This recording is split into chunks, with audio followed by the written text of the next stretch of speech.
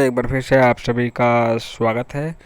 आज हम देखेंगे संस्कृति के 4 अध्याय के सभी चैप्टर, क्योंकि यहाँ से भी नेट की परीक्षाओं में अब 1 2 बार 3 बार से आपका जो क्रम है उसमें जो एक तो संस्कृति के 4 अध्याय हैं, ठीक है।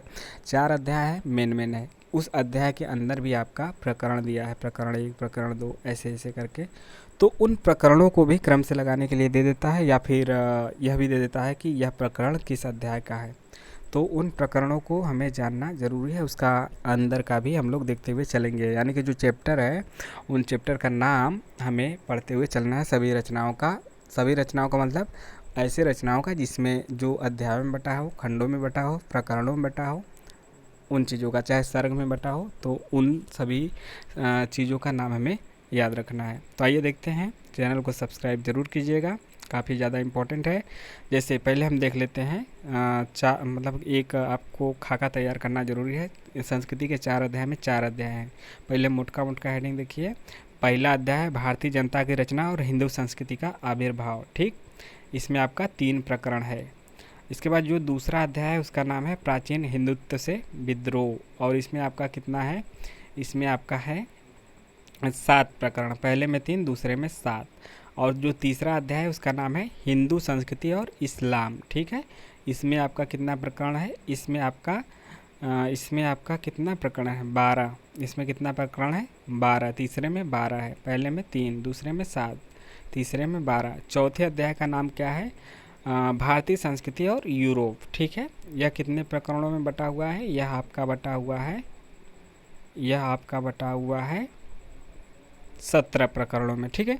जैसे जैसे हम अध्यायों में ऊपर जा रहे हैं वह ज़्यादा से ज़्यादा प्रकरण में बटा है। जैसा कि हमने देखा कि जो पहला अध्याय है वह 3 प्रकरण में है, जो दूसरा अध्याय है वह 7 प्रकरण में है, जो तीसरा अध्याय है वह 12 प्रकरणों में है, और जो चौथा अध्याय है वह 17 प्रकरणों में है। 3, 7, 12 और 17।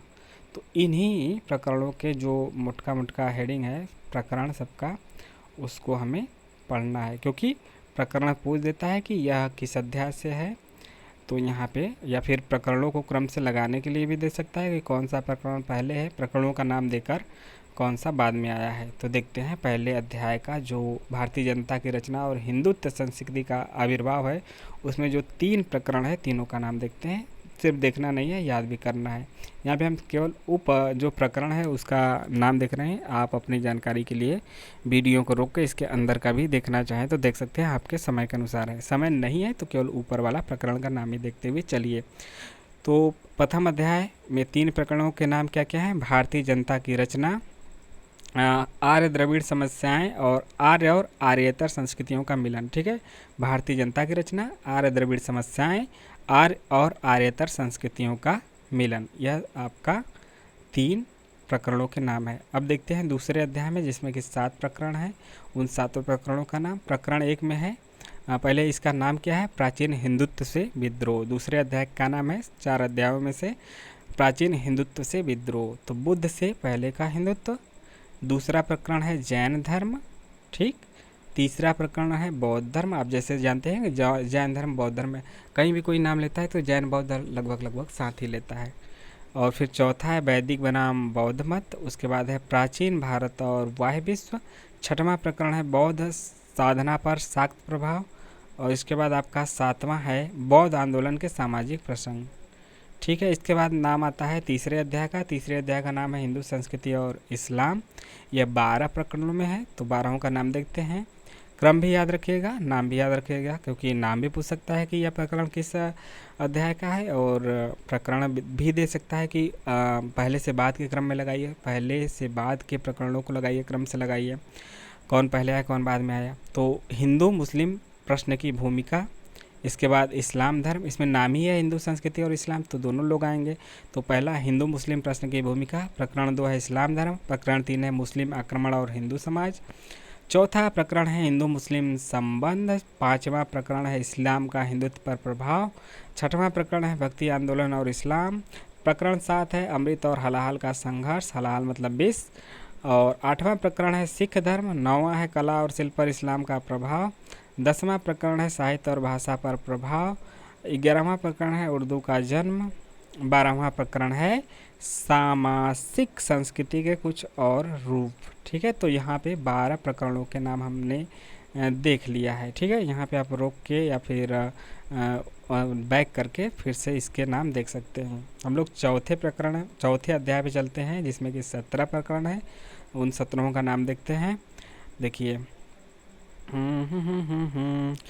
इसका नाम है भारतीय संस्कृति और यूरोप। ठीक है, चैनल को सब्सक्राइब लाइक करते रहिए। इस बार हम सब का डेडिकेशन है क्या है कि जिसका नेट नहीं उसका नेट हो जाए, और जिसका JRF नहीं हो JRF हो जाए। ठीक है, आप फुल्ली कमेंटेड और डेडिकेशन के साथ करेंगे तो हो जाएगा।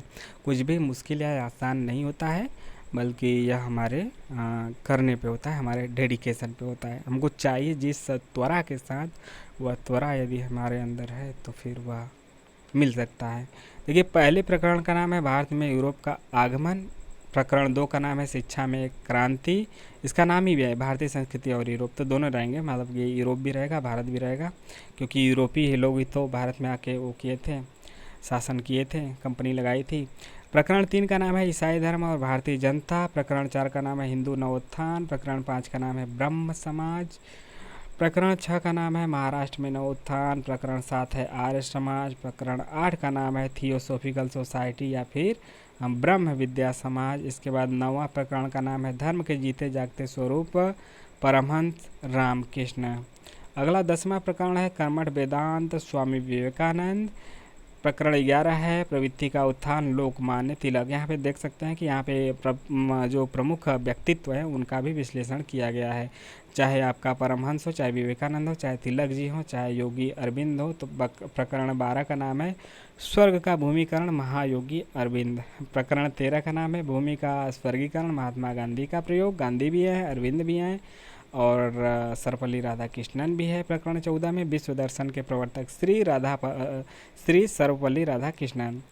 प्रकरण 15 में है मुस्लिम नवोत्थान। प्रकरण 16 में है सर मोहम्मद इकबाल, मतलब मुस्लिम का भी यहाँ पे विश्लेषण किया गया है, उनकी अच्छाइयाँ जो हैं, अच्छाई उसको भी यहाँ पे बताने का प्रयास किया गया। प्रकरण 17 जो कि आखिरी प्रकरण है अध्याय 4 का, उसमें आपका भारतीय राष्ट्रीयता और मुसलमान है। ठीक, तो यहाँ पे हमने सभी 17 प्रकरण यहाँ पे देखे अध्याय 4 के।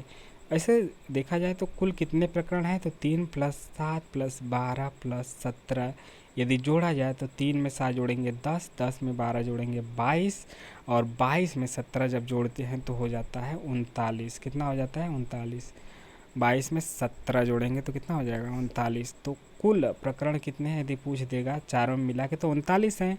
पहले में 3, दूसरे में हई मिटा था, पहले में 3, दूसरे में 7, तीसरे में 12, चौथे में 17, तो कुल 39 हैं। और अलग अलग ऐसे याद रखिएगा, नाम पहले याद रखिएगा और अलग अलग याद रखेंगे तो ज़्यादा बेटर होगा। यदि क्रम से लगाने के लिए भी देगा तब भी हम कर जाएंगे। सबसे पहले तो हमें चारों अध्यायों का नाम पता होना चाहिए। चौथे का क्या है? भारतीय संस्कृति और यूरोप। तीसरे का क्या है? हिंदू संस्कृति और इस्लाम। दूसरे का क्या है? प्राचीन हिंदुत्व से विद्रोह। पहले का है भारतीय जनता की रचना और हिंदू संस्कृति का आविर्भाव।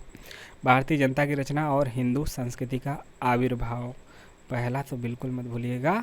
और एक बात और मत भूलिएगा, क्या? चैनल को सब्सक्राइब, लाइक और शेयर करना। ठीक है, मिलते हैं नेक्स्ट वीडियो में। जय हिंद, जय भारत। आपका दिन शुभ हो। हाँ, टेलीग्राम से भी जुड़ सकते हैं, जिसका लिंक कमेंट और डिस्क्रिप्शन बॉक्स में दिया गया है। नमस्कार।